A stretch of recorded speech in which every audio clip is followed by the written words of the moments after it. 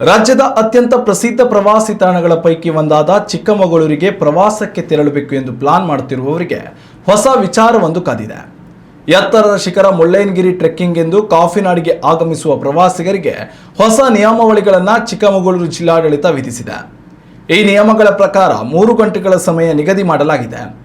ಮಾತ್ರವಲ್ಲದೆ ಮುಳ್ಳಯ್ಯನಗಿರಿ, ಸೀತಾಳಯ್ಯನಗಿರಿಗಳಲ್ಲಿ ಅಡುಗೆ ಮಾಡುವುದು, ಪ್ಲಾಸ್ಟಿಕ್ ಬಳಕೆ ಮಾಡುವುದಕ್ಕೆ ನಿಷೇಧ ಹೇರಲಾಗಿದೆ.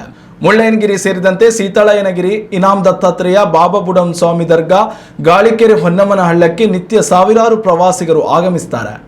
ಈಗ ಬೇರೆ ಶಾಲೆಗಳಿಗೆ ಬೇಸಿಗೆ ರಜೆ ಇರುವುದರಿಂದ ಇಲ್ಲಿಗೆ ಆಗಮಿಸುವ ಪ್ರವಾಸಿಗರ ಸಂಖ್ಯೆ ಕೂಡ ಅಪಾರ.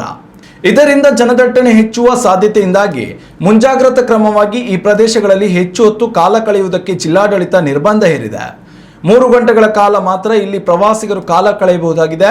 ಅಲ್ಲದೆ ಇಲ್ಲಿಗೆ ಬರುವ ಪ್ರವಾಸಿಗರು ಅದೇ ಸ್ಥಳದಲ್ಲಿ ಅಡುಗೆ ಮಾಡುವುದು, ಪ್ಲಾಸ್ಟಿಕ್ ಬಳಕೆ ಮಾಡುವುದರಿಂದ ಪರಿಸರಕ್ಕೆ ಹಾನಿ ಹಿನ್ನೆಲೆಯಲ್ಲಿ ಸ್ವಚ್ಛತಾ ದೃಷ್ಟಿಯಿಂದ ಇವುಗಳಿಗೂ ನಿರ್ಬಂಧ ಹೇರಲಾಗಿದೆ. ಇನ್ನು ಇವುಗಳ ಜೊತೆಯಲ್ಲಿ ಅರಣ್ಯ ಪ್ರದೇಶಗಳಲ್ಲಿ ಸಂಚರಿಸದಂತೆ ಎಲ್ಲೆಡೆ ಸೂಚನಾ ಫಲಕಗಳನ್ನು ಅಳವಡಿಕೆ ಮಾಡಲಾಗಿದೆ. ಫಾಲ್ಸ್ಗಳಿಗೆ ಕಾಲ್ನಡಿಗೆಯ ಮೂಲಕ ಸಂಚರಿಸಲು ಚಿಕ್ಕಮಗಳೂರು ಜಿಲ್ಲಾಡಳಿತ ಅನುಮತಿ ನೀಡಿದೆ. ಚಿಕ್ಕಮಗಳೂರಿನ ಪ್ರವಾಸಿ ತಾಣಗಳ ಸೌಂದರ್ಯ ಸವಿಯುವುದೇ ಒಂದು ಆನಂದ. ಆದರೆ ಪ್ರಸ್ತುತ ಪ್ರವಾಸಿಗರ ದಂಡೆ ಕಾಫಿನಾಡಿಗೆ ಹರಿದು ಬರುತ್ತಿರುವುದರಿಂದ ಮುಂಜಾಗ್ರತಾ ಕ್ರಮವಾಗಿ ಇಂತಹ ನಿರ್ಧಾರಗಳನ್ನು ಕೈಗೊಂಡಿರುವುದಾಗಿ ಚಿಕ್ಕಮಗಳೂರು ಜಿಲ್ಲಾಧಿಕಾರಿ ನಾಗರಾಜ್ ಹೇಳಿದ್ದಾರೆ.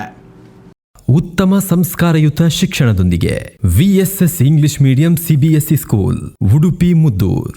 ನರ್ಸರಿಯಿಂದ 10ನೇ ತರಗತಿವರೆಗೆ ಶಿಕ್ಷಣದ ಜೊತೆಗೆ 5ರಿಂದ 10ನೇ ತರಗತಿವರೆಗಿನ ವಿದ್ಯಾರ್ಥಿನಿಯರಿಗೆ ಉತ್ತಮ ಹಾಸ್ಟೆಲ್ ಸೌಲಭ್ಯವೂ ಇದೆ. ನಿಮ್ಮ ಮಕ್ಕಳ ಪ್ರವೇಶಾತಿಗಾಗಿ ಈ ಸಂಖ್ಯೆಗೆ ಕರೆ ಮಾಡಿ.